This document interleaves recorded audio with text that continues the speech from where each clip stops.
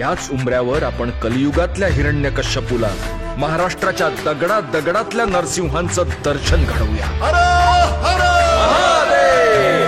हो सकता है एक फिल्म पहले आपको लोगों ने सराखों पे बिठाया हो और अगले फिल्मों में वो वही लोग आपको जमीन पर डाल देंगे. चिन्मय मांडलेकर हे नाव आपण बऱ्याच ठिकाणी ऐकलं आणि आपण जाणतो या कलाकाराला, कारण वादावाटपासून आपल्या करिअरची सुरुवात केलेले चिन्मय मांडलेकर यांच्या पुढे जाऊन अशा काही त्यांनी ठळक भूमिका बजावल्या ज्या आज सुद्धा आपल्या सगळ्यांच्या अगदी हृदयात तशाच कैद आहेत. होय, सगळ्यात आधी तर तुकाराम महाराजांची भूमिका तू माझा सांगाती या मालिकेतली प्रचंड कन्व्हिन्सिंग होती. ती मालिका प्रचंड कन्व्हिन्सिंग ती ॲक्टिंग होती माझ्यासाठी. त्याचबरोबर सगळ्यात महत्त्वाचं म्हणजे दिग्पाल लांजेकर दिग्दर्शित शिवराज अष्टक यातलं जेवढ्यांदाही महाराज म्हणून स्वतः चिन्मय मांडलेकर मोठ्या स्क्रीनवरती आलेले आहेत तेव्हा जिंकलंय त्यांनी, हे जग जिंकलंय असं मला वाटतं.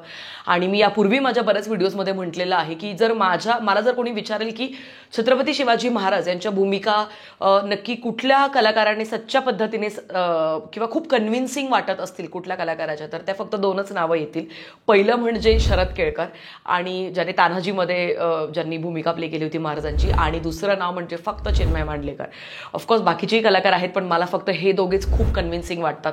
आणि तर आता चिन्मय मांडलेकर यांच्याबद्दल हा व्हिडिओ का येतोय तर सगळ्यात आधी तुम्ही कुठे ना कुठेतरी बघितलंच असणार आहे न्यूजमध्ये सगळीकडे की चिन्मय मांडलेकर यांच्या अवतीभोवती थोडीशी एक मोठी कॉन्ट्रोवर्सी झाली आहे. त्याचं नाव जहांगीर ठेवल्यामुळे नेटिझन्सने चिन्मयवरती टीका केलेली आहे.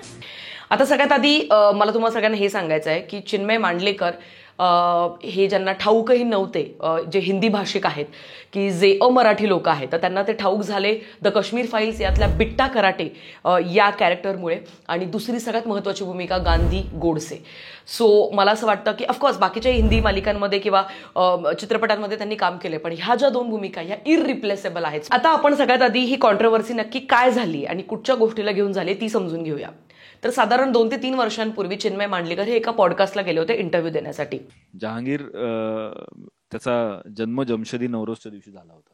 अच्छा. आणि म्हणून मी भारतरत्न JRD टाटांवरून त्याचं नाव जहांगीर असं ठेवलं. तिथे त्यांनी आपल्या मुलाचा म्हणजे त्याला थोडे पर्सनल चौकटीतले क्वेश्चन्स विचारल्यानंतर त्याने सांगितलं की त्याचा जो मुलगा आहे जहांगीर ज्याचं नाव आहे, तर तो शाळेमध्ये कसा आहे आणि तो महाराजांना किती मानतो, ह्या सगळ्या गोष्टी. शाळेत त्याच्या टीचरने मला व्हिडिओ करून पाठवला होता. शर्यत होती धावण्याची, तर पाती विती लावून छत्रपती शिवाजी महाराज की जय म्हणून तोपर्यंत इतर गेले धावत, मग धावायला सुरुवात केली.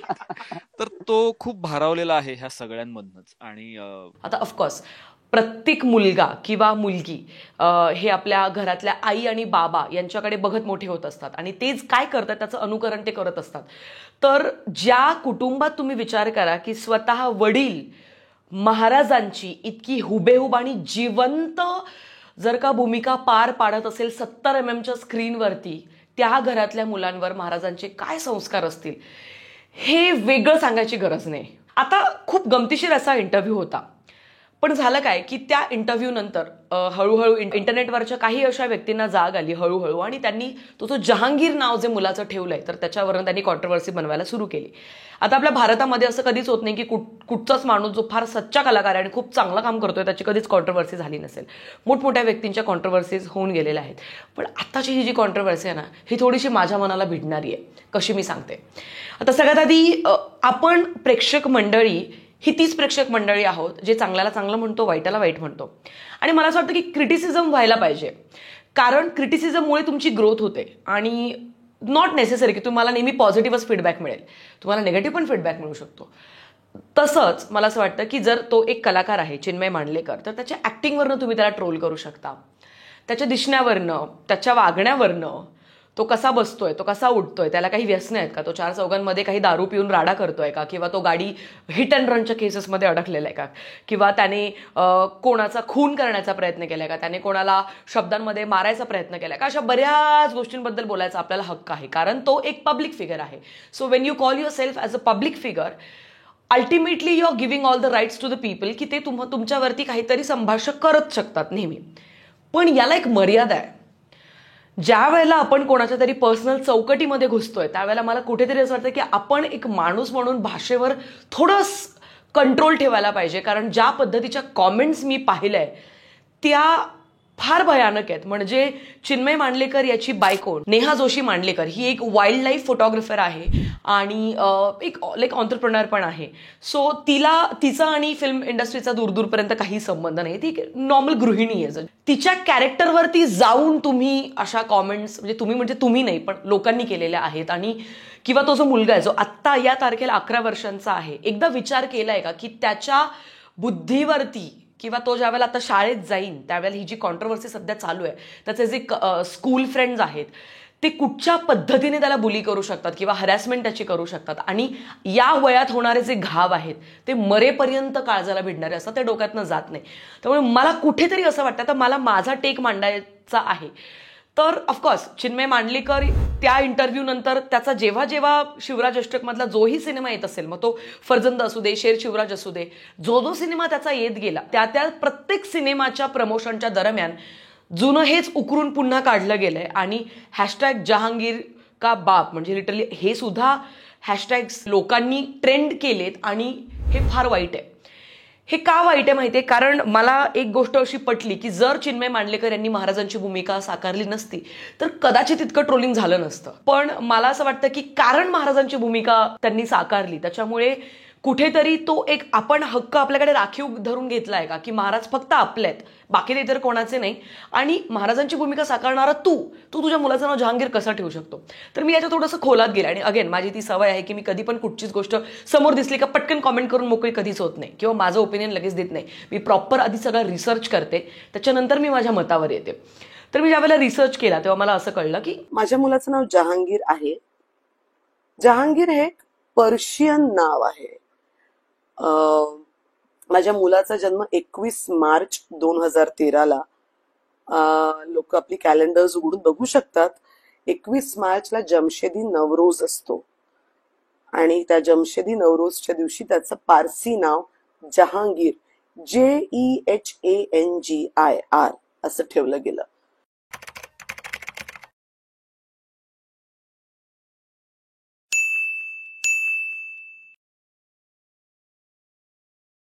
आता JRD टाटा ही व्यक्ती खऱ्या अर्थाने म्हणजे एक अशी ऑन्टरप्रिनर आहे की ज्यांच्याकडे खूप रिस्पेक्टफुली पाहिलं जातं. आणि फक्त आपणच नाही, सबंध भारत देश या व्यक्तीकडे खूप रिस्पेक्टने पाहतो. सेम महिंद्रा जे ओनर आहेत.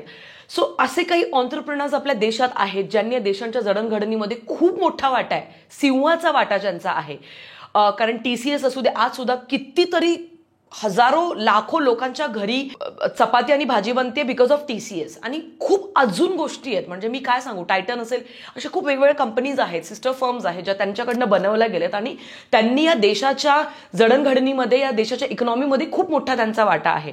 आता 21 मार्च 2013ला जहांगीर म्हणजे चिन्मय मांडलेकर आणि नेहा मांडलेकर यांच्या मुलाचा जन्म होतो.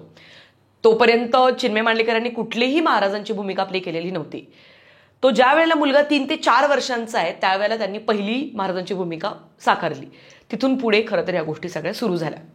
आता सगळ्यात महत्वाचं, युट्यूबवरती अजून एका इंटरव्ह्यूमध्ये गेल्यानंतर पहिल्यांदा चिन्मय मांडलेकर यांनी आपलं मत मांडलं आणि त्याच्यानंतर त्या कॉन्ट्रोवर्सीला अजून जास्त उधाण आलं. मेरा बेटा जहांगीर चिन्मय मांडलेकर, उसका जन्म हुआ था 21 मार्च 2013 को. उस दिन जमशेदी नौरोज था और उसका नाम मैंने जहांगीर रखा भारत रत्न JRD टाटा के ऊपर से. भारत रत्न JRD टाटा जिन्होंने एयर इंडिया बनाई, जिन्होंने टाइटन बनाई, जिन्होंने TCS बनाई.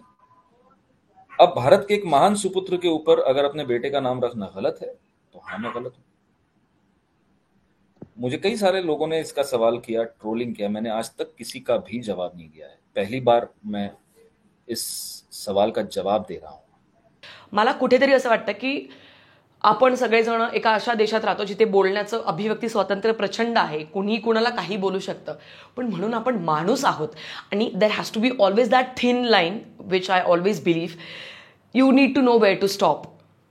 कुठे थांबायचंय हे कळलं पाहिजे एक माणूस म्हणून.